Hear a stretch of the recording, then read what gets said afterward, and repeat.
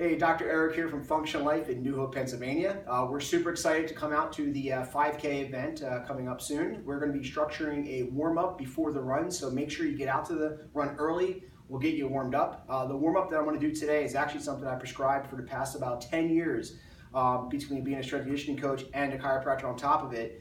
This warm-up is designed to get everything in the lower body all warmed up. Your hips, your knees, your ankles, everything you need to get a good 5K under your belt. So let's go ahead. I'm going to start out by the first easy one. It's going to focus on our knees, and it's going to be the butt kicker.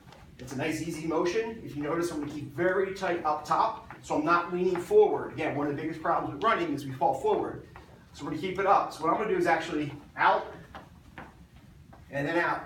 So I'm going to do this for about 30 seconds, back and forth, 30 seconds. The next one I'm going to do is a knee high. This one's designed to get the feet and the ankles nice and warmed up. So I'm just going something like this. Back and forth. Again, I'm going to take off. If you notice, I'm going to stay very upright. So again, not leaning back, and I'm not leaning forward. I'm going to stay very neutral when it comes to my hips and my back. The next one I'm going to do is for those dreaded hamstrings that so many people are tight with. And that's going to be a low touch. So it's back and forth. If you notice, I'm crossing over to each side. It's a very slow, methodical movement. I'll take a few steps and touch. A few steps and touch. A few steps and touch. Now, if you can't get down all the way, that's okay. Get down as far as you can. Go ahead through as far as you can. All the way out, all the way back, 30 seconds. The next one's a high touch. So it's actually, I'm going to cross over again, left to right, right to left, back and forth. So now here, same thing. Walking straight through the movement. Keeping my chest and shoulders up. Again, not hinging back, not falling forward. Nice and easy on there. The next one we're going to do is a curtsy. So the curtsy is going to be step behind and down. Step behind and down. This is going to get the external hip rotators nice and warmed up. Again, they get tight from sitting a whole lot. So back and forth. So for this one, it looks something like this. All the way out.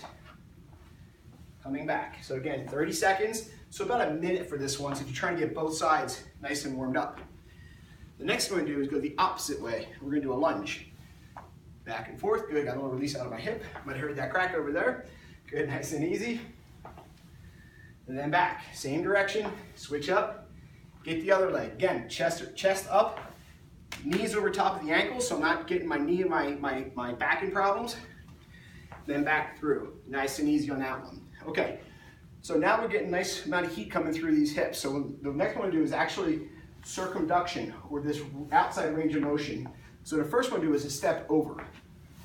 I'm going to step over back and forth. So going out and back, it's going to look something like this, like I'm stepping over a hurdle each time I come through.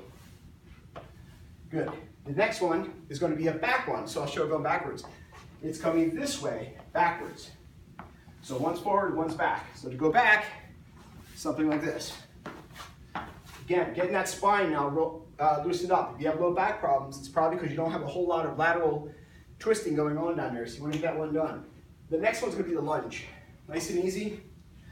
Chest staying up, whole way through.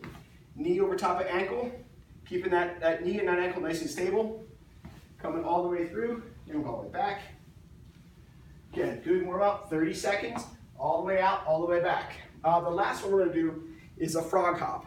So this one's going to be kind of two components. Number one, a gymnastics movement called a squat, and then a ballistic movement or a plyometric movement of a hop and jump.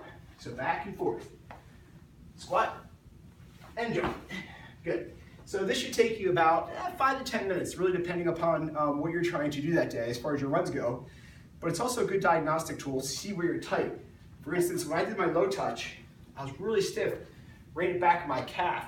And so what I'll do is I'll spend some time on a, squish me, foam roller, something like this, just to get that little extra blood flow going back to that calf. So we'll see you in a few weeks, and look forward to meeting all of you. Thanks.